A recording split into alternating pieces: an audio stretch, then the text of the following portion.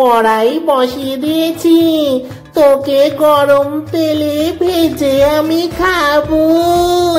দিদি এসেছিস? দিদি, এই দিদি, আমি এইখানে। দিদি, তুই রচনা রে? এবার তোকেও গিলে খাবো না, ভেজে খাবো। কুসুমপুর গ্রামে থাকে একটি মেয়ে, নাম তার রচনা। সে বড় দুঃখী, তার বাবা নেই। তার মা পথে ঘাটে ঘুরে ঘুরে ঘুটে বিক্রি করে, আর তার ছোট ভাই রমেন ক্লাস 2-তে পড়ে। এই নে ভাই, তুই ভাত খেয়ে নে।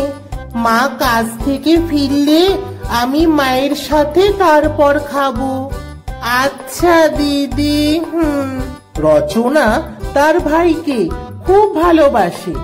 আর রচনাদের বাড়ির বাগানে থাকে এক মেছো ভূত। সে সারাদিন রচনাদের পুকুর থেকে মাছ ধরে খেতে থাকে আর বলতে থাকে, ইস, কবে যে এই বাচ্চা ছেলে মেয়েটার ঘাড় মটকে খাবো তাই ভাবছি। আসলে সারাদিন এত মাছ খাই যে পেটটা ভর্তি থাকে। এই পুকুরের মাছ যেই দিন শেষ হয়ে যাবে সেই দিন রচনা আর ওর ভাইকে গিলে খাবো। মা রচনা, কোথায় গেলি মা? মা এসে পড়েছো? এসো মা, এসো। এই নাও মা, জল খাও মা, জল খাও। এই দিদি, আমার খাওয়া হয়ে গেছে। আমি একটু পুকুর পাড় থেকে ঘুরে আসছি। আয় আয় আয়। একদম যাবি না। সবাই বলে আমাদের পুকুর পাড়ে কে যেন একটা সবসময় ঘোরাঘুরি করে। হ্যাঁ গো মা, পুকুরের আশেপাশে তো কাঁচা মাছের মাথা, লেজা, কাটা সবকিছু ছড়িয়ে ছিটিয়ে পড়ে থাকে। সেই ভয়ে তো কোনো জেলে আমাদের পুকুর থেকে মাছ নেয় না রে মা। না হলে তো ওই মাছ বিক্রি করেই আমাদের সংসার কি সুন্দর চলে যেত। রচনা ও তার মায়ের এইসব কথাবার্তা রচনার ভাই সব শুনতে লাগলো আর মনে মনে ভাবতে লাগলো, আমাকে জানতেই হবে ওই পুকুরে কে থাকে।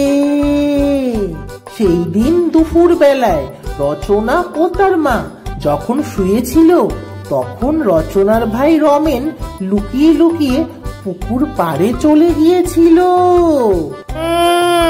পুকুর পাড়ে মানুষের গন্ধ পাচ্ছি মনে হচ্ছে। কোথায়? পুকুর পাড়ে তো কেউ নেই। ওই দুষ্টু মেচো ভূতটাও তো নেই।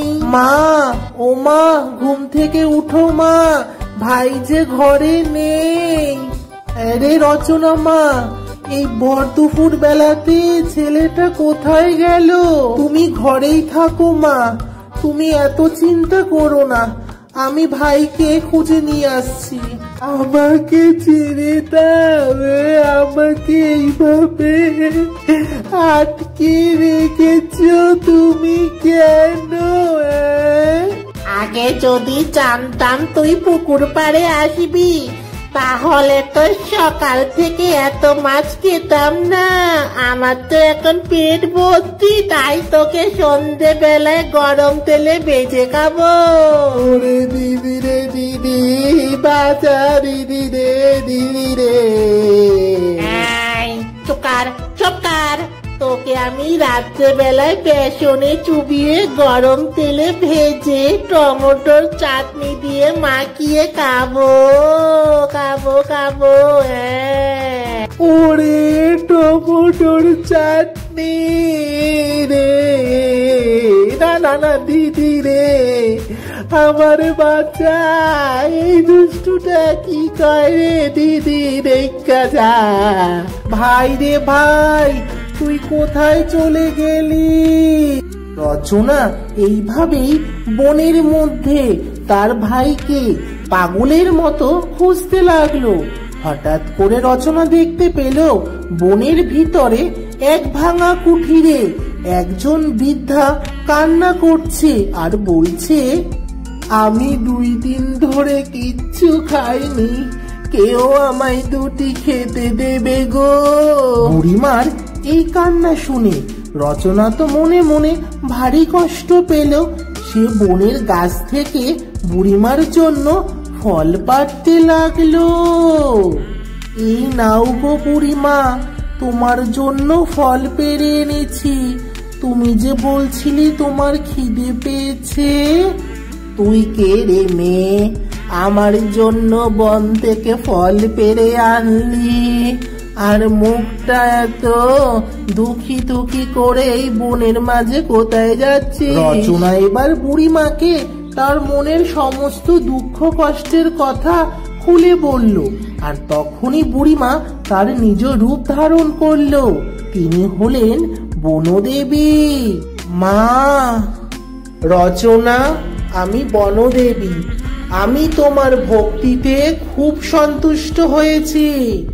এই নাও একটি জাদু লকেট। এই লকেট স্পর্শ করে তুমি যা চাইবে তুমি তাই পাবে। মনে রেখো রচনা, এই লকেট কেবলমাত্র তুমি সৎ এবং ভালো কাজেই ব্যবহার করতে পারবে। রচনা এইবার বনদেবীর কাছ থেকে এই জাদু লকেট উপহার পেয়ে ভাইকে খুঁজতে বেরিয়ে গেল। আর এই জাদু লকেট তাকে পথের সন্ধান দিয়ে তাকে তার ভাইয়ের কাছে নিয়ে যেতে লাগলো।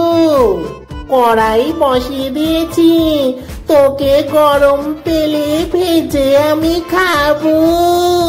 দিদি এসেছিস? দিদি, এই দিদি, আমি এইখানে। দিদি, তুই রচনা রে? এবার তোকেও গিলে খাবো না, ভেজে খাবো। জাদু লকেট, ও জাদু লকেট, শুনছো আমার কথা? তুমি এখনই এই দুষ্টু মেছো ভূতটাকে শাস্তি দাও।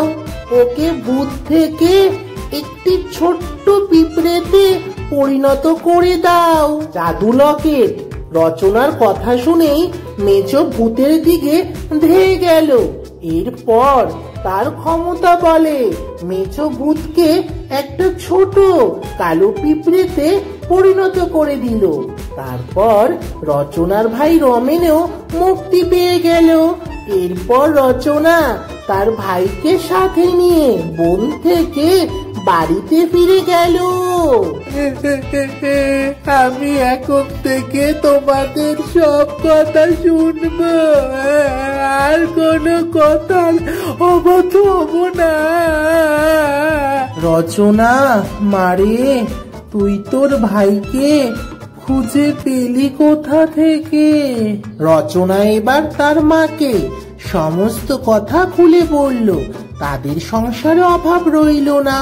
রচনা যখন জাদু লকেটকে বলতো, জাদু লকেট, ও জাদু লকেট, আমাদের খিদে পেয়েছে, খাবার দাও।